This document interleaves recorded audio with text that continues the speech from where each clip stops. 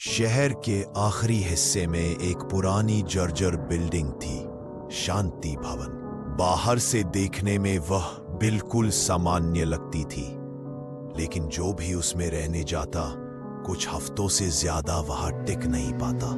इस बिल्डिंग में 40 कमरे थे, पर एक कमरा ऐसा था जो हर समय खाली रहता था। कमरा नंबर 43। पहला दिन अमन को नई नौकरी मिली थी और कंपनी ने उसी बिल्डिंग में रहने का कमरा दिलाया।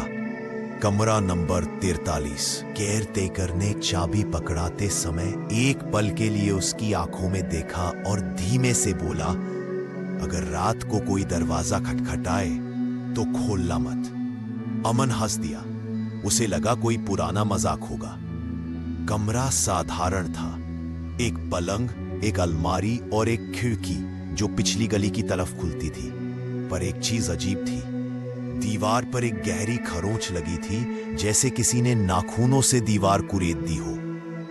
पहली रात करीब 1:17 बजे अमन की नींद टूटी।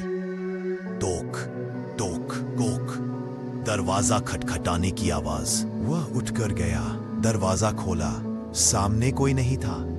वह वापस पलंग पर लेटा ही था कि फिर आवाज आई, टोक टोक, अब इस बार खिड़की पर। अमन ने पर्दा हटाकर देखा। नीचे गली पूरी खाली थी, लेकिन उसे ऐसा लगा जैसे किसी ने अभी पर्दा भीतर से पकड़ा हो। दूसरे दिन दफ्तर में उसका ध्यान कहीं नहीं लग रहा था। उसे बार बार वही खरोंच वाली दीवार याद आ रही थी। वह उठकर गया, दरवाजा खोला। सामने कोई नहीं था। वह वापस पलंग पर लेटा ही था कि फिर आवाज आई, टोक टोक, अब इस बार खिड़की पर। अमन ने पर्दा हटाकर देखा। नीचे गली पूरी खाली थी, लेकिन उसे ऐसा लगा जैसे किसी ने अभी पर्दा भीतर से पकड़ा हो। दूसरे दिन दफ्तर में उसका ध्यान कहीं नहीं लग रहा था। उसे शाम को लौटकर उसने दीवार को साफ किया, लेकिन नीचे से लाल रंग का निशान उभर आया। रंग नहीं, खून। और उसके नीचे उभरे थे शब्द, यह मेरा कमरा है। अमन घबरा गया। उसने केयर टेकर को बुलाया। बूढ़ा आदमी काफी देर तक दीवार देखता रहा, फिर बोला, साहब, इस कमरे में 10 साल पहले एक लड़की मरी थी। उसने यहीं फांसी लगा ली थी। कहते हैं मरते वक्त उसने दीवार नोची थी। तीसरी रात, उस रात अमन सो नहीं पाया।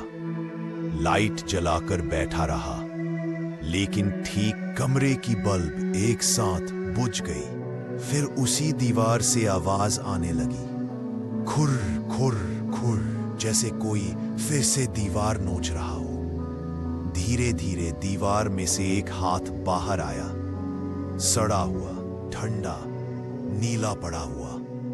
फिर दूसरा, फिर एक सिर, एक लड़की का चेहरा, आंखें पूरी काली, बाल उलझे हुए और गले पर फांसी के निशान। वह जमीन पर घसीटती हुई अमन की तरफ बढ़ी। अंतिम सच, लड़की की आवाज कमरे में गूंजी, तू मेरा कमरा ले गया, अब तू यहां रहेगा। अमन चीखते हुए दरवाजे की तरफ दौड़ा, लेकिन दरवाजा गायब था। दीवारें धीरे धीरे पास आने लगी। कमरा सिकुड़ रहा था। हवा भारी होने लगी। अमन की सांस रुकने लगी। लड़की ने उसका हाथ पकड़ा। अगली सुबह सफाई करने वाला लड़का कमरा खोलने आया। अंदर कोई नहीं था, लेकिन दीवार पर एक नई लाइन जुड़ चुकी थी, अब 2 लोग हैं यहां। और कोने में पड़ा था अमन का मोबाइल, जिसकी स्क्रीन पर आखिरी रिकॉर्डिंग चालू थी, उसकी चीख। आज भी कमरा नंबर 33 आज भी खाली नहीं है। रात को वहां से आवाज आती है, टोक टोक, और कभी कभी 2 आवाजें रोती है,